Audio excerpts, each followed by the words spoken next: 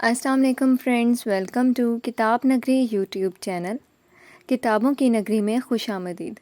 میں ہوں آپ کی ہوسٹ اقرا یاسین، اور میں امید کرتی ہوں کہ آپ صحت اور ایمان کی بہترین حالت میں ہوں گے اور زندگی کی بہاروں سے لطف اندوز ہو رہے ہوں گے۔ کتاب نگری نے ہمیشہ نت نئے افسانے، ناولٹ اور خوبصورت کہانیاں آپ کی خدمت میں پیش کی ہیں۔ اس بار آپ کی خدمت میں حاضر ہے پری شاہ کے قلم سے لکھا گیا خوبصورت قسط وار ناول میں بھی محافظ ہوں کی قسط نمبر 8۔ لیکن اس قسط سے پہلے جلدی سے چینل کو کیجیے سبسکرائب، ویڈیو کو کیجیے لائک اور بیل آئیکن کا بٹن ضرور پریس کیجیے گا تاکہ آپ کو ہماری ہر نئی اور معیاری ویڈیو کی نوٹیفیکیشن موصول ہو سکے۔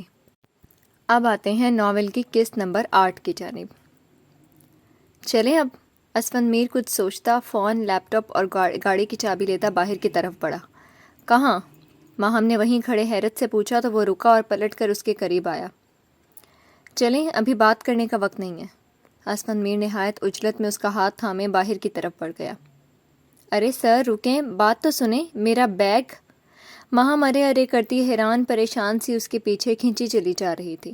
وہ آفس کے ہال سے گزرے تو سارے ورکرز نے آنکھیں پھاڑے ان کو باہر جاتے دیکھا، اور ماہم تو ان کی نظریں خود پہ دیکھتی شرمندہ ہی ہو گئی تھی۔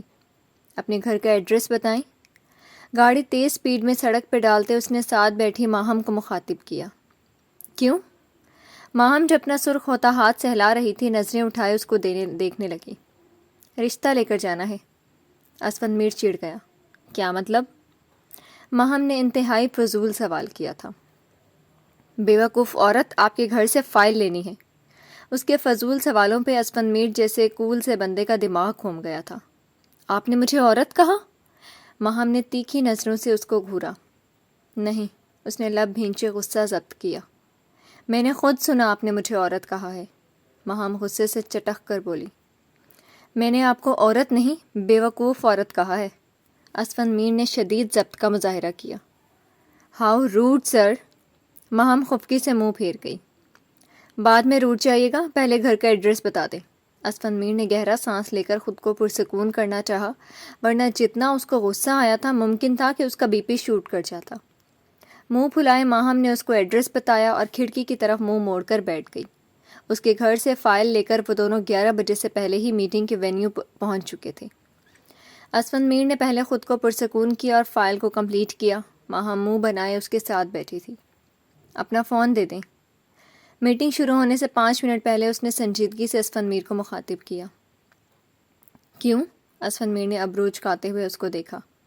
کیونکہ آپ کی جلدی کے چکر میں میرا فون اور ڈائری آفس میں ہی رہ گئے تھے۔ میٹنگ کے پوائنٹس نوٹ کرنے کے لیے مجھے آپ کے فون کا نوٹ پیڈ چاہیے۔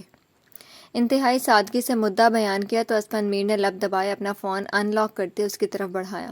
ماہم نے تھینکس کہتے فون پکڑ لیا۔ یہ فائل میرے نمبر پر سینڈ کر دیں۔ 2 گھنٹے بعد میٹنگ ختم ہوئی تو اسی سنجیدگی سے دوبارہ مخاطب کیا گیا۔ اسفند میر نے فرما برداری سے حکم کی تعمیل کی تھی۔ چلیں؟ سب کے چلے جانے کے بعد اس نے سوالیہ نظروں سے اسفند میر کو دیکھا۔ کہاں؟ وہ انجان بنا تھا۔ آفس، یک لفظی جواب دیا گیا۔ نہیں، لنچ ٹائم ہے، کھانا کھا کر چلتے ہیں۔ وہ نرمی سے بولا تو ماہم ایک نظر اس کے نیلے ساگروں کو دیکھتی خاموشی سے سر جھکا گئی۔ نیلے سمندر کو خود میں سموئے اس کی نیلی آنکھوں میں بہت پرکشش لگتی تھی۔ اس کے دل کی کیفیت عجیب ہوئی۔ دماغ خراب ہے تمہارا ماہم؟ کیا سوچ رہی ہو؟ اور ان سے کیوں ناراض ہو رہی ہو؟ کس رشتے سے ناراضگی جتا رہی ہو؟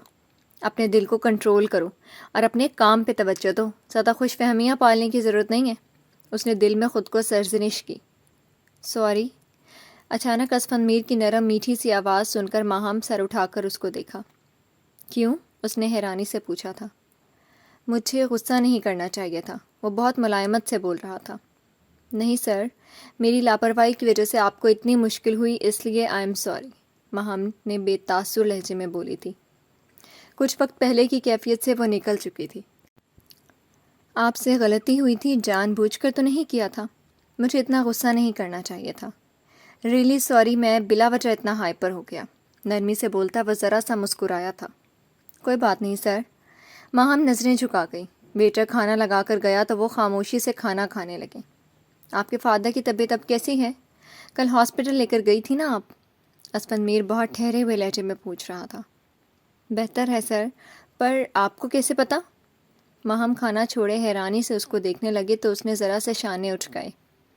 میں تو اور بھی بہت کچھ جانتا ہوں۔ وہ مسکرایا تھا اور ماہم کو جانے کیوں اس کی مسکراہٹ سے ڈر لگا تھا۔ کیا جانتے ہیں؟ ماہم نے بمشکل خود کو پرسکون رکھا تھا۔ میں سب جانتا ہوں، جیسے کہ آپ کے والد 3rd اسٹیج کینسر پیشنٹ ہے، آپ 15 دن بعد ان کو چیک اپ کے لیے لے کر جاتی ہیں، پر ہر بار ڈاکٹر آپ کو کیمو تھراپی کا کہتے ہیں۔ آپ کے پاس فی الحال اتنے پیسے نہیں ہیں کہ آپ تھراپی کروا سکیں۔ آپ آگے پڑھنا چاہتی تھیں، لیکن اپنے والد کے علاج کے لیے آپ نے جاب سٹارٹ کی ہے۔ آپ کے والد سپاہی تھے، 2 سال پہلے ریٹائر ہو چکے ہیں۔ آپ کی والدہ کی 5 سال پہلے ہارٹ اٹیک سے ڈیتھ ہو گئی تھی۔ آپ اپنے والدین کی اکلوتی اولاد ہیں۔ آپ کے ددیال میں کوئی نہیں ہے کیونکہ آپ کے والد اکلوتے ہیں، اور آپ کے ننیال میں 2 ماموں ہیں جو کہ بیرون ملک رہتے ہیں، اور آپ کا ان سے کوئی رابطہ نہیں ہے۔ مختصر یہ کہ آپ کا اور آپ کے والد کا ایک دوسرے کے سوا کوئی نہیں ہے۔ اسفند میر نے نہایت اطمینان سے اس کا شجرِ نسب بیان کیا تو ماہم حونک بنی اس کی شکل دیکھنے لگی۔ آپ کو کیسے پتا سب؟ حیرانگی اتنی شدید تھی کہ ماہم کی سیاہ آنکھیں پھیل کر بڑی ہو گئی تھیں۔ جادو سے۔ وہ مسکرایا تو اس کی نیلی آنکھیں جیسے چمک اٹھی تھیں۔ ماہم بغیر کچھ کہے لب بھینچے پلیٹ کو دیکھنے لگی۔ اس کو بالکل توقع نہیں تھی کہ اسفند میر اتنا جانتا ہوگا۔ واپسی پہ وہ جتنی بھی خاموش تھی اور اسفند میر اتنا ہی خوش تھا۔ آفاف اب بے صبری سے رجسٹریشن کھلنے کا انتظار کر رہی تھی۔ تھوڑی بہت تیاری اس نے شروع کر دی تھی۔ ابو نے مرتضیٰ چاچو کے سامنے اس کے آرمی میں اپلائی کرنے کی بات کی تو سارے خاندان میں جیسے اعلان ہی ہو گیا تھا۔ جو بھی ملتا اس کے ٹیسٹ کے بارے میں پوچھ رہا تھا، جس پہ وہ اچھی خاصی چڑی ہوئی تھی۔ انہی دنوں حدیقہ کی شادی کی تاریخ طے ہوئی تو گھر میں جیسے ہلچل ہی مچ گئی تھی۔ استخارہ کرنے کے بعد آفاف ہی پرسکون ہو گئی تھی۔ شادی کے گھر میں ہر کسی کو اپنے کپڑے جوتوں کی فکر تھی۔ روز بازار کا چکر لگ رہا تھا، کبھی کوئی کام تو کبھی کوئی۔ شادی میں 2 ہفتے رہتے تھے، پر کام تھے کہ ختم ہونے میں نہیں آ رہے تھے۔ آفاف بازار اور گھر کے چکروں میں گھن چکر بن چکی تھی۔ حدیقہ کو امی نے باہر جانے نہیں دیا تھا۔ اس نے جو شاپنگ کرنی تھی پہلے دن کر لی تھی۔ ایمن ابھی چھوٹی تھی۔ صدف کی بازار میں طبیعت خراب ہو جاتی تھی، اس کے بعد بچی کون؟ ظاہر ہے آفاف، جو اپنے گھر والوں کے ساتھ بڑے گھر والوں کی بھی شاپنگ کر رہی تھی کہ صبا اپنے بچے اور گھر میں مصروف تھی، اور رابعہ کی بھی شادی تھی۔ آبدہ چچی روز اس کو ساتھ لے کر جاتی تھیں اور امی کی وجہ سے وہ منع بھی نہیں کر سکتی تھیں۔ استغفر اللہ، اتنی شاپنگ! بڑے گھر والوں کی شاپنگ دیکھ کے تو اس نے کانوں کو ہاتھ لگایا تھا۔ اور شہلا چچی نے تو ایک سوٹ بھی 6-7 ہزار سے کم کا نہیں لیا۔ میرے جیسی ہوتی تو 7 ہزار میں 7 سوٹ بنا لیتی۔ آج وہ شہلا چچی کے ساتھ گئی اور جب سے آئی تھی بولے ہی چلی جا رہی تھی۔ پتہ ہے آپ ہی اتنے بھرے بھرے کام والے سوٹ لیے ہیں جو بندہ ایک سے زیادہ بار پہن نہیں سکتا۔ ان کے حالات دیکھ کر مجھے تو آپ کی فکر ہونے لگی ہے۔ آفاف بری کے کام والے سوٹ دیکھ کر حقیقتاً چکرا کر رہ گئی تھی۔ ان کے پہلے بیٹے کی شادی ہے تو کیوں نہ کریں خرچہ؟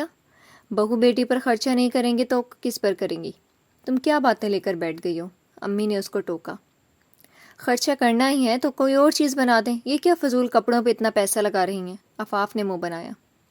تم زیادہ اماں نہ بنو سب کی۔ آج سب کے ساتھ لے جانے والے کپڑے نکالو اور پریس کر کے رکھو، بعد میں وقت نہیں ملنا۔ امی نے نیا حکم صادر کیا۔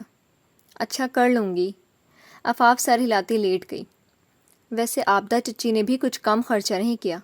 گن چن کے 4 فنکشن ہونے ہیں اور انہوں نے اپنے لیے 7 سوٹ لیے ہیں۔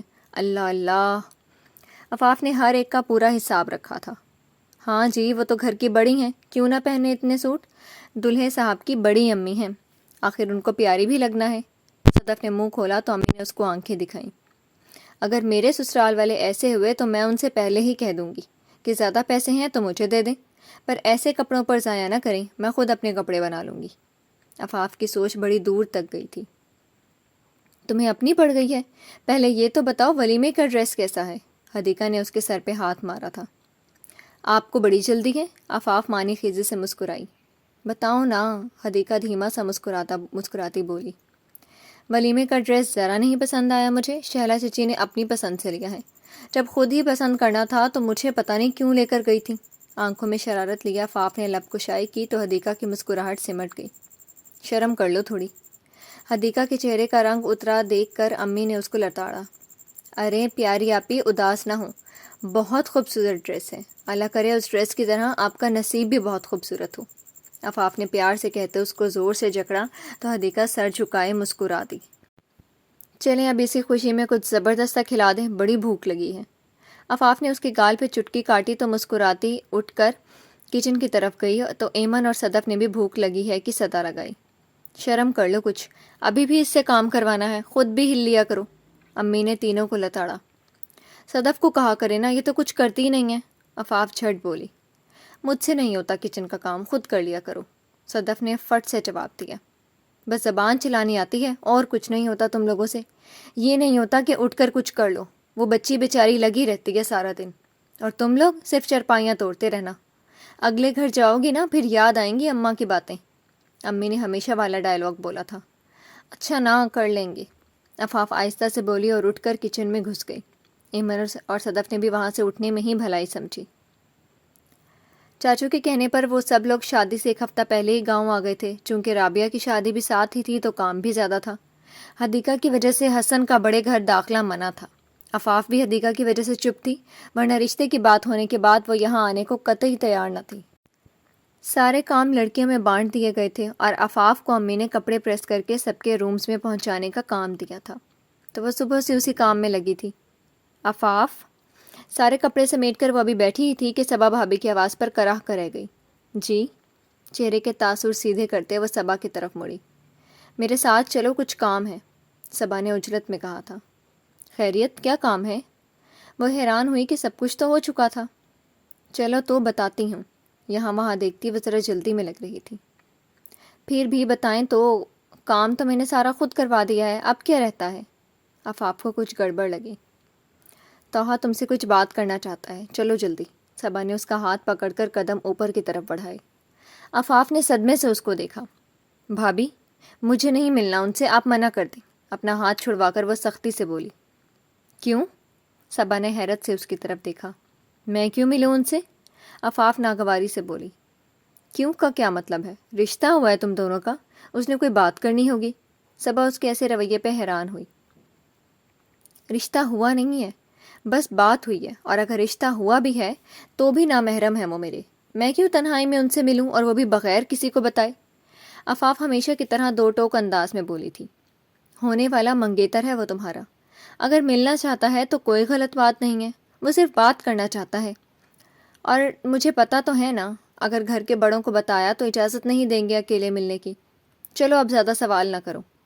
صبا بغیر اس کی بات کو اہمیت دیے پھر سے اس کا ہاتھ پکڑ کر لے جانے لگی، پر عفاف جلدی سے اپنا ہاتھ چھڑوا کر 2 قدم پیچھے ہو گئی۔ جی تو ڈیئر ریڈرز اینڈ لسنرز، کیسی لگی آپ کو آج کی قسط؟ کمنٹ سیکشن میں اپنا تبصرہ ضرور دیجیے گا۔ ماہم کے دل میں پیدا ہوتا احساس کیا رنگ لائے گا؟ اسفند میر کیا کرنا چاہتا ہے؟ کیا عفاف طاہا سے ملنے پر راضی ہوگی؟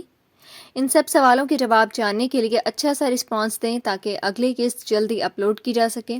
خوش رکھیں اور خوش رہیں، اپنا اور اپنے اپنوں کا خوب خیال رکھیں۔ ملتے ہیں اگلی قسط کے ساتھ، تب تک کے لیے اللہ حافظ۔